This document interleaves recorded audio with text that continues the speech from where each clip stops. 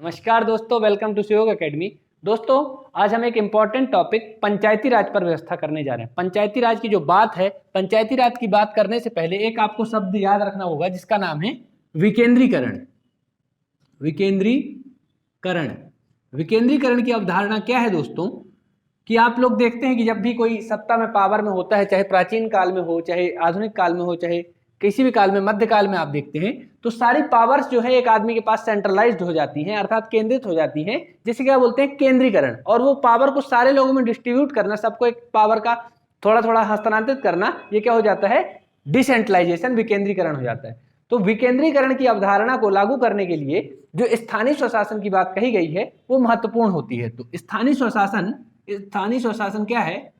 स्थानीय स्वशासन ये विकेंद्रीकरण का ही एक रूप है। विकेंद्रीकरण किया जा रहा है, क्यों किया जा रहा है? ताकि यहां पर स्थानीय स्वशासन क्यों किया जा रहा है? ताकि जो है स्थानीय स्तर की जो समस्याएं हैं, ग्रामीण स्तर की जो समस्याएं, शहरी स्तरों की छोटी छोटी जो समस्याएं हैं, वो अपने स्तर पर हल की जा सके। इसके लिए क्या है, स्थानीय स्वशासन लाया गया है। स्थानीय स्वशासन का किसका प्रारूप है? विकेंद्रीकरण का। अर्थात यदि हम कोई समस्याओं की बात करते हैं, सीधे वो प्राइम मिनिस्टर लेवल या भारत सरकार के द्वारा हल नहीं की जा सकती किसी छोटे से गांव की कोई समस्या। जैसे हम देखते हैं कि मध्य प्रदेश में ही हमारे 23,000 से ज्यादा गांव है, 23,800 कुछ गांव हैं। तो अगर एक एक गांव की बात तो हमारे मुख्यमंत्री को पता नहीं होगी, तो हमारे पास क्या है, यहाँ पर विकेंद्रीकरण कर दिया जाए, स्थानीय स्वशासन ले आया जाए, ग्राम पंचायतें बना दी जाए, या इंदौर में कहीं पे कोई समस्या आती है तो अपन इस तरह की बातों के लिए क्या करें, विकेंद्रीकरण कर दें, स्थानीय स्वशासन दे दें। मतलब जो स्थानीय लोग हैं उनको अपना खुद का शासन दे दें थोड़ी थोड़ी समस्याओं के लिए, ताकि क्या हो जाए कि बर्डन कम हो जाए और योजनाओं का जो लाभ है या किसी भी चीज का सरकारी लाभ है, शासन की योजनाओं का लाभ है, वो हर व्यक्ति तक पहुंचे। इसके लिए क्या कर दिया गया है, स्थानीय स्वशासन की अवधारणा को लाया गया है। तो स्थानीय स्वशासन के अंतर्गत ही हमारे पास दो तीन चीजें आएंगी, जो है ग्राम पंचायत की वाली चीजें आएंगी, या फिर नगरीय निकाय वाली चीजें आएंगी। तो ये सारी चीजें यहाँ पर सम्मिलित होंगी। तो इसकी बात आप विकेंद्रीकरण की अवधारणा को मेरे ख्याल से समझ जाएंगे कि क्या है कि सत्ता का जो है तो विकेंद्रीकरण करना, पावर को डिस्ट्रीब्यूट करना अलग अलग लोगों में, अलग अलग स्तर में पावर को। जैसे आप जानते हैं केंद्र सरकार है, राज्य सरकार है, उसके बाद यहाँ पर पंचायतें आ गई हैं, जिला लेवल पे जिला पंचायत आ गई, जनपद पंचायत आ गई। ये सारी चीजें अभी हम चर्चा करेंगे। पर ये क्या है, सत्ता हस्तांतरित विकेंद्रीकृत होते हुए आ रही है, डिस्ट्रीब्यूट होते आ रही है, ताकि क्या है, लाभ सबको पहुंच सके और निचले लेवल की समस्याएं अच्छे से हल हो सके। इसके लिए क्या लेके आया गया है, विकेंद्रीकरण लेके आ गया है। स्थानीय स्वशासन इसका एक रूप है। तो दोस्तों, स्थानीय स्वशासन की बात अगर मैं करूं तो इसका बहुत प्राचीन काल से ही हमको नमूना देखने को मिलता है। चोल साम्राज्य का आपने नाम सुना होगा। दक्षिण भारत में एक चोल साम्राज्य होता था। तो चोल साम्राज्य के अंतर्गत क्या होता था दोस्तों, कि चोल साम्राज्य के अंतर्गत विकेंद्रीकरण की अवधारणा हमको चोल साम्राज्य के ग्रामीण प्रशासन में देखने को मिलती है। आप लोग अगर इतिहास पढ़ते हैं तो वहां पर आपको देखने मिलेगा चोलों का ग्रामीण प्रशासन स्पेशल रूप से पढ़ा जाता है, क्योंकि चोलों के लिए ग्रामीण प्रशासन एक स्पेशल व्यवस्था दी गई थी। जबकि वहां पर अंतिम सत्ता किसके पास थी, जो राजा था, जो सम्राट होता था, उसके पास होती थी। आप वहां पर चोल साम्राज्य के प्रमुख शासकों के रूप में राजेंद्र प्रथम या इन सबको देखते हैं, उनके पास होती थी। लेकिन ग्रामीण स्तर पर भी ये क्या है, समितियां बना दी गई थी, और वहां पर नाडु वलनाडु ये सारी चीजें आप देखते हैं, जो जो भी होता है तो वहां पर आप देखते हैं। तो क्या है, वहां पर विकेंद्रीकरण का एक शुरुआती उदाहरण कहां पर, प्राचीन काल में किस वंश में, चोल वंश में हमको देखने मिला है। ग्रामीण व्यवस्था का सर्वप्रथम उदाहरण कहां मिलता है, चोल प्रशासन में देखने को मिलता है। चोल प्रशासन के पहले भी अगर देखें हम तो वहां पर अशोक के काल में भी ये चीजें हुई हैं, गुप्त काल में भी ये चीजें हुई हैं, कि ग्रामीण व्यवस्था में कई कई जगह देखने को मिलता है। इसके बाद हम देखें तो मिडाइवल हिस्ट्री में भी हमको मुगल काल में भी यहाँ पर कहीं कहीं गांव स्तर का प्रशासन देखने मिलता है। उसके पहले वैदिक काल में भी हमको ग्रामीण प्रशासन की बात करते हैं। तो होती हैं ये सारी चीजें, हमेशा से चली आई हैं, और वर्तमान स्वरूप इसका कहां से है उस पर हम चर्चा करेंगे। तो आप जानते हैं कि इसके बाद हमारे यहाँ जब अंग्रेजों का शासन था तो हमारे यहाँ एक बहुत ही, जिनको माना जाता है कि अच्छे लॉर्ड गवर्नर थे, वायसराय थे, जो भी थे, तो यहाँ पर वायसराय कौन थे, यहाँ पर कौन था, लॉर्ड रिपन का आपने नाम सुना होगा। लॉर्ड रिपन, रिपन का कार्यकाल दोस्तों होता है 1880 से 1884 तक। तो ये लॉर्ड रिपन का कार्यकाल होता है। लॉर्ड रिपन अपने कार्यकाल में बहुत सारी अच्छी चीजों के लिए जाने जाते हैं, बहुत सारी अच्छी चीजों के लिए जाने जाते हैं। उसी के अंतर्गत एक चीज होती है जिसका क्या नाम है, स्थानीय स्वशासन। 1882 में इन्होंने, कब, 1882 में स्थानीय स्वशासन की अवधारणा दी। स्थानीय स्वशासन की अवधारणा दी, स्थानीय स्वशासन की अवधारणा दी, अर्थात इन्होंने वहां पर सिफारिश की कि स्थानीय लेवल पर, ग्रामीण लेवल पर या निचले लेवल पर कुछ शासन हस्तांतरित की जाए, कुछ व्यवस्था हस्तांतरित की जाए, ताकि जो छोटे लेवल की समस्या है वो वहीं पर हल हो जाए। तो इसके लिए स्थानीय स्वशासन की बात कही गई। तो लॉर्ड रिपन को स्थानीय स्वशासन का जनक कहा जाता है। प्रश्न आपसे पूछेगा कि स्थानीय स्वशासन का जनक किसे कहा जाता है, लॉर्ड लिटन को, लॉर्ड इरविन को, लॉर्ड कर्जन को या लॉर्ड रिपन को? तो लॉर्ड रिपन को स्थानीय स्वशासन का जनक कहा जाता है। ये बहुत महत्वपूर्ण प्रश्न बनता है। लॉर्ड रिपन का कार्यकाल कब से कब तक? तो 1880 से 1884 तक। 1882 में इन्होंने स्थानीय स्वशासन की बात की। हमारे यहाँ जो जनगणना होती है, आप देखते हैं हर 10 साल में जनगणना होती है, उसकी भी शुरुआत जो नियमित रूप से हुई वो इन्हीं के काल में हुई है। हालांकि 1871-72 में लॉर्ड मिंटो जो है उनके काल में ये चीज स्टार्ट हो चुकी थी, लेकिन लॉर्ड रिपन के काल में ये चीज व्यवस्थित रूप से स्टार्ट होती है और स्थानीय स्वशासन की बात आरंभ होती है। स्थानीय स्वशासन की बात यहाँ पर क्या है? 1882 आपको याद रखना है, लॉर्ड रिपन आपको याद रखना है। इसके बाद ये क्रम चलता रहता है, इसका धीरे धीरे विस्तार कहीं होता है कहीं नहीं होता। फिर उसके बाद जब भारत की स्वतंत्रता की बात आती है तो हमारे राष्ट्रपिता महात्मा गांधी का एक सपना होता है ग्राम स्वराज का। किसका सपना होता है? ग्राम स्वराज का। ग्राम स्वराज अर्थात गांव को स्वायत्तता दे दी जाए, गांव को स्वायत्तता दे दी जाए, गांव को अपने हिसाब से पावर दे दी जाए, गांव को अपने हिसाब से स्टेब्लिश होने की शक्ति दी जाए, उनको निर्णय लेने की शक्ति दी जाए। तो महात्मा गांधी जी ने कहा था कि अगर भारत का उत्थान चाहते हो तो गांव का उत्थान करो। मतलब ग्राम क्या है जानते हैं? आपकी ग्रामीण लेवल पर सबसे ज्यादा आबादी है भारत की। उस टाइम पर तो बहुत ज्यादा परसेंट था इसका, लगभग 75 से 80% आबादी गांव में रहती थी। अभी तो शहर की ओर पलायन हो के लगभग यहाँ पर 65% के आसपास आबादी क्या है कि गांव में रहती है। फिर भी अभी बहुत ज्यादा परसेंट है, ये 35% आबादी लगभग शहर में रहती है। तो अगर भारत का उद्धार चाहते हो, भारत का उत्थान कौन कर सकता है? गांव की जनता कर सकती है। तो ग्रामीण स्तर पर क्या किया जाए? अच्छी व्यवस्थाएं लागू की जाए, गांव को अपनी स्वायत्तता दी जाए, गांव की छोटी छोटी समस्याओं के लिए बार बार उनको बड़े अधिकारियों के पास ना दौड़ना पड़े, बड़े नेताओं के पास ना दौड़ना पड़े। तो गांधी जी ने किसकी बात की है? गांधी जी ने बात की है ग्राम स्वराज की। तो ग्राम स्वराज की बात अगर गांधी जी करते हैं तो इस पर आगे अगर चर्चा करते करते भारत के संविधान का निर्माण होता है। भारत के संविधान के निर्माण में गांधी जी का मान हमेशा रखा जाता है और रखना भी चाहिए, वो हमारे राष्ट्रपिता हैं। तो गांधी जी की बात यहाँ पर कहाँ पे जो कही गई कि ग्राम स्वराज के लिए क्या दिया जाए? ग्राम पंचायतें दी जाएं। क्या दी जाएं? ग्राम पंचायत दी जाएं, ग्राम पंचायत दे दी जाएं और गांव को मजबूत किया जाए। तो इसके लिए जब हमारे संविधान का निर्माण होता था दोस्तों, तो संविधान के निर्माण में नीति निर्देशक तत्व में, कहां पर? नीति निर्देशक तत्व में डीपीएसपी, जिसको आप बोलते हैं DPSP, directive principle of state policy, इसमें क्या किया गया? इसमें किया गया दोस्तों अनुच्छेद 40, कौन सा? आर्टिकल 40, जिसको आप गांधीवादी अनुच्छेद भी बोलते हैं। अनुच्छेद 40 में ग्राम पंचायतों की बात को शामिल कर दिए। ग्राम पंचायतें, ग्राम पंचायतों का गठन, इस बात को मिला दिया गया अनुच्छेद 40 में, है ना? इस बात को कहां पर मिला दिया गया? अनुच्छेद 40 में मिला दिया गया, ग्राम पंचायतों के गठन की बात। ठीक है, इसमें आपको कोई दिक्कत नहीं, कोई कंफ्यूजन नहीं। तो अनुच्छेद 40 में यहां पर इसको मिला दिया गया। गांधी जी वादी अनुच्छेद है ये। गांधी जी की संकल्पना थी कि ग्राम स्वराज दिया जाए, ग्रामों को अपनी पावर दे दी जाए, एस्टेब्लिशमेंट दे दिया जाए। तो अनुच्छेद 40 में इसका जो है तो निरूपण कर दिया गया। अब यहाँ पर संविधान सभा बन गई है, संविधान बन चुका है। अनुच्छेद 40 में यहाँ पर इसका निर्माण हो गया है और ये बातें हमेशा से चलती रही कि ग्रामों को शक्ति देने के लिए कुछ ना कुछ काम करते रहा जाए। तो यहाँ पर दोस्तों सबसे पहले यहाँ पर क्या होता है, आप देखते चलिएगा एक एक पॉइंट यहाँ पर महत्वपूर्ण। अनुच्छेद 40 आपको याद रखना है, 1882 याद रखना है और आपको लॉर्ड रिपन याद रखना है। ये सारे फैक्ट हैं। स्थानीय स्वशासन का जनक किसे कहा जाता है? लॉर्ड रिपन को कहा जाता है। तो ये सारी चीजें क्या हैं आपको याद रखना है, क्रम से याद रहेंगी आपको, तो बहुत सारी चीजें यहाँ पर क्लियर होती जाएंगी। अब जब हमारे स्वतंत्रता के बाद यहाँ पर बातें चलती रही, चर्चा होती रही कि हमको स्थानीय स्वशासन कैसे दें, कैसे इसका शुरुआत की जाए, तो जवाहरलाल नेहरू जी जब हमारे प्रधानमंत्री थे तो 1952 में उन्होंने सामुदायिक विकास कार्यक्रम की शुरुआत की। 1952 में क्या की? सामुदायिक विकास कार्यक्रम की बात की। सामुदायिक विकास कार्यक्रम का मतलब क्या दोस्तों? कि पूरे हर समुदाय का विकास हो, ऐसा कोई कार्यक्रम चलाया जाए। 1952 में क्या कर दिया? सामुदायिक विकास कार्यक्रम की बात गांधी जी ने रखी, है ना? सामुदायिक विकास कार्यक्रम की बात यहाँ पर नेहरू जी ने रखी। प्रधानमंत्री जी थे हमारे नेहरू जी, उन्होंने यहाँ पर सामुदायिक विकास कार्यक्रम, सन पूछेगा 1952 बता दीजिएगा।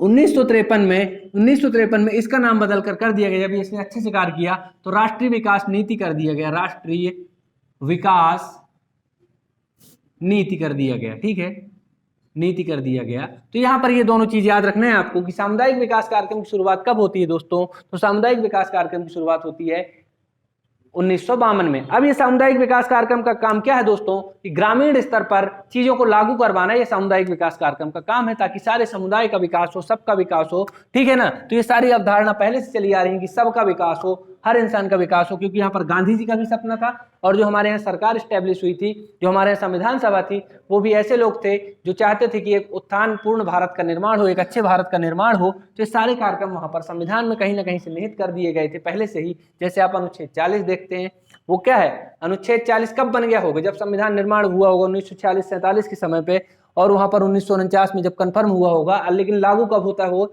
1992 में वहां पर अपने को पारित होता है। तो यहाँ पर चीजें क्या है, संविधान में सारी चीजें निहित हैं। आपका चाहे आईटी एक्ट हो, कंप्यूटर हो, सारी चीजें कहीं ना कहीं इनडायरेक्ट रूप से संविधान में निहित हैं। वो दूरदर्शी लोग थे जो आगे की जानते थे 200-400 साल में क्या होने वाला है, और चीजों को मेंशन करके गए कि हर चीज के लिए हमको क्या है, यहाँ पर तोड़ मिल जाएगा, हर चीज की एक कुंजी संविधान में मिल जाएगी। उसी तरह से ये संविधान में ये तो तत्कालिक बात थी, तो इस पे तो उन्होंने और पुरजोर काम किया होगा कि गांव का विकास करना है, गांव का विकास करना है दोस्तों। तो 1953 में हमारे पास क्या आ जाती है, राष्ट्रीय विकास नीति। सामुदायिक विकास कार्यक्रम ने अपना काम करना आरंभ किया, ये कार्यक्रम चलता रहा और ग्रामीण स्तर पर, छोटे स्तर पर भी लोगों को सुविधाएं मिलने लगी। ऐसे भारत सरकार ने विचार किया, उस समय की तत्कालीन भारत सरकार ने, कि क्यों ना कुछ ऐसा कर दिया जाए, क्यों ना कोई कमेटी बना दी जाए, क्यों ना कोई समिति बना दी जाए, तो यहाँ पर क्या है, उस पर समीक्षा करे और अच्छे से यहाँ पर सामुदायिक विकास कार्यक्रम में ग्राम स्वराज या फिर स्थानीय स्वशासन के लिए अच्छा काम करे। तो दोस्तों बहुत महत्वपूर्ण सन 1957 में बलवंत राय मेहता, क्या, बलवंत राय मेहता BR मेहता समिति, बलवंत राय मेहता समिति का गठन यहाँ पर कर दिया गया। कब कर दिया गया है मेरे दोस्तों, 1957 में कर दिया गया है। तो महत्वपूर्ण चीज याद रखनी है कि बलवंत राय मेहता समिति का गठन कब किया गया, तो 1957 में किया गया।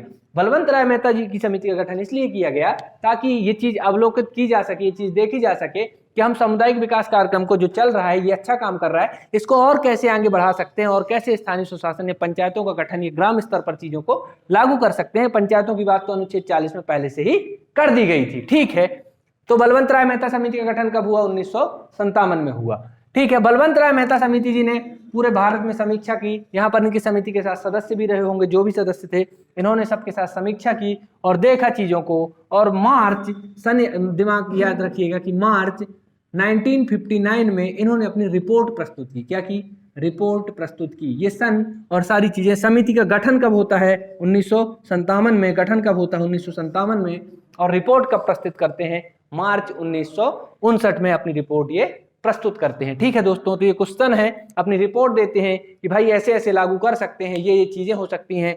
इनकी रिपोर्ट में सबसे पहले 3 स्तर की बात की गई थी कि ग्राम स्तर पर ग्राम पंचायत, और जो है तो जनपद या ब्लॉक स्तर पर पंचायत समिति, और जिला स्तर पर जिला परिषद का गठन किया जाए। तो यहाँ पर क्या है, बलवंत राय मेहता जी का नाम बहुत महत्वपूर्ण है, क्योंकि जो वर्तमान में हमारे पास संरचना देखी जा रही है पंचायतों की, उसका देन, उसके शिल्पकार, इसके वास्तुकार कौन है, बलवंत राय मेहता जी ही हैं। तो बलवंत राय मेहता जी के बारे में प्रश्न आता है कि पंचायती राज व्यवस्था का सूत्रधर कौन है, शिल्पी कौन है, वास्तुकार कौन है, तो बलवंत राय मेहता हैं। स्थानीय स्वशासन का जनक कौन है, तो स्थानीय स्वशासन का जनक लॉर्ड रिपन को कहा जाता है, ठीक है ना। तो ये दोस्तों कुछ चीजें हैं जो यहाँ पर आपको याद रखना है। लॉर्ड गवर्नर लॉर्ड रिपन जो भी है, तो आप यहाँ पर याद रख सकते हैं। ये सारी चीजें याद रखने योग्य बहुत महत्वपूर्ण बातें हैं।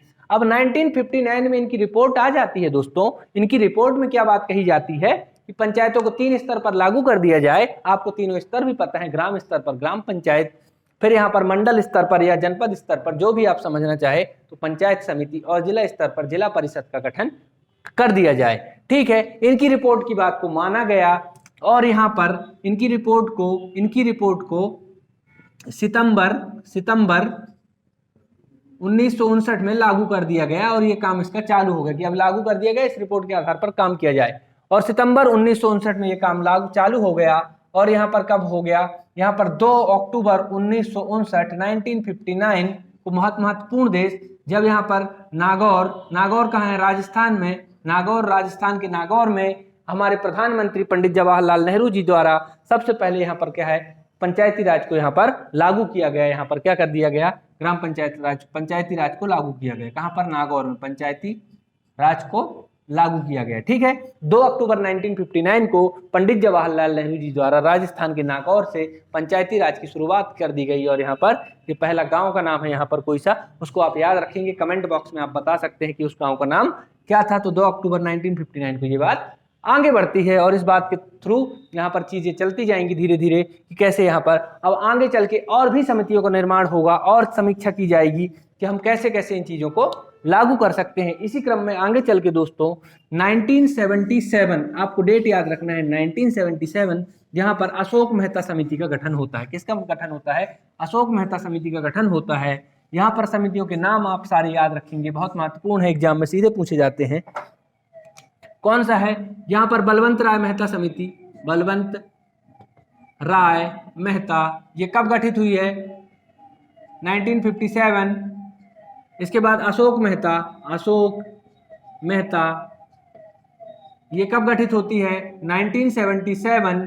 इसके बाद अशोक मेहता के बाद आपके पास एक आती है जी.वी. के राव समिति, जी.वी. के राव, ये कब गठित होती है दोस्तों? 1985 में। एक होती है सिंघवी समिति, लक्ष्मीकांत सिंघवी समिति, लक्ष्मीकांत सिंघवी समिति का गठन होता है दोस्तों 1986 में। और थुंगन समिति एक आती है, थुंगन समिति यहाँ पर समिति आती है। थुंगन समिति कब आती है? तो आप यहाँ पर लिख लीजिएगा 1988। इस तरह से और भी समितियां हैं। अब इन्हें एक एक समितियों पर, जैसे बलवंत राय मेहता समिति हो या अशोक मेहता समिति हो या जी.वी. के राव समिति हो, सिंघवी समिति हो, थुंगन समिति हो, इन सब पर हम डिटेल में चर्चा करने जाएंगे और एक एक समिति को हम देखेंगे कि किसने क्या किया और किस हिसाब से इनकी जो है तो रिपोर्ट आई है और उनकी रिपोर्ट में क्या कहा गया है। किसी ने 4 स्तर के पंचायती राज की बात की है, किसी ने 3 स्तर के पंचायती राज की बात की है, कोई 2 स्तर के पंचायती राज की बात कहता है और यहाँ पर कोई कहता है कि पंचायती राज को संवैधानिक दर्जा देना चाहिए। ये सारी बातें अलग अलग रिपोर्ट में कही गई हैं। एक एक रिपोर्ट को हम एक एक करके देखेंगे अगले लेक्चर में। और विशेष तौर पर ये लेक्चर बहुत महत्वपूर्ण हो जाता है क्योंकि गांव हमारे भारत की नींव है और गांव से ही भारत चलता है, गांव में ही भारत बसता है। भारत की आत्मा कहाँ बसती है? गांव में बसती है। और ये पंचायती राज जो है गांव के लिए लाया गया है। तो ग्रामीण व्यवस्था बहुत महत्वपूर्ण हो जाती है। बहुत सारे एग्जाम में इससे सारे प्रश्न पूछे जाने की संभावना बहुत रहती है। अलग से मेंशन किया जाता है कि पंचायती राज या स्थानीय स्वशासन वाली बात लाई जाती है। तो ये सारी चीजें आपको याद रखना है। इसके बाद के लेक्चर में हम देखेंगे दोस्तों कि सारी समितियां, इनकी रिपोर्ट क्या है, ये क्या कहना चाहती हैं। और आपको पूरा रिवाइज आपको शुरू से लास्ट तक का याद रखना है कि चोल काल से जब बातें आरंभ हुई हैं, सबसे प्रथम ग्रामीण प्रशासन की बात चोल काल में देखी गई है। उसके बाद लॉर्ड रिपन को याद रखना है 1880 से 84 तक थे। 1882 में इन्होंने क्या कहा था? स्थानीय स्वशासन की बात कही थी। इसके बाद इन्होंने क्या किया था दोस्तों? इसके बाद इन्होंने किया था आपका यहाँ पर, इसके बाद जो स्वतंत्रता के बाद गांधी जी की जो डिमांड होती है कि ग्राम स्वराज की बात करते हैं गांधी जी, गांव को अपना थोड़ा स्वायत्ता दी जाए, पावर दी जाए ताकि स्थानीय स्तर की समस्याओं को निपटाया जा सके। तो नीति निर्देशक तत्व में अनुच्छेद 40 में इस चीज को सम्मिलित कर दिया जाता है और ग्राम पंचायतों के गठन की बात डाल दी जाती है, पंचायती राज की बात डाल दी जाती है। उसके बाद दोस्तों हमारे पास आते हैं 1952 में पंडित जवाहरलाल नेहरू जी की जब सरकार का गठन हो जाता है तो सामुदायिक विकास कार्यक्रम की शुरुआत करते हैं, जहां पर सामुदायिक विकास कार्यक्रम का उद्देश्य ज्यादातर लोगों को ज्यादातर हित पहुंचाने की बात होती है। उसी का नाम राष्ट्रीय विकास समिति कर दिया जाता है 1953 में। उसके बाद ये सारी काम अच्छे करते हैं तो इनके बाद एक समिति का गठन होता है बलवंत राय मेहता समिति, जो कि 1957 में गठित होती है। तो इस तरह से ये कार्यक्रम आगे तक चलता रहता है। तो आप लोगों को ये सारी चीज याद रखना है। इन समितियों पर एक एक करके चर्चा करेंगे और मिलते हैं अगले लेक्चर में। आप इस चैनल को लाइक करें, वीडियो को शेयर करें और सब्सक्राइब जरूर करें। बहुत बहुत धन्यवाद।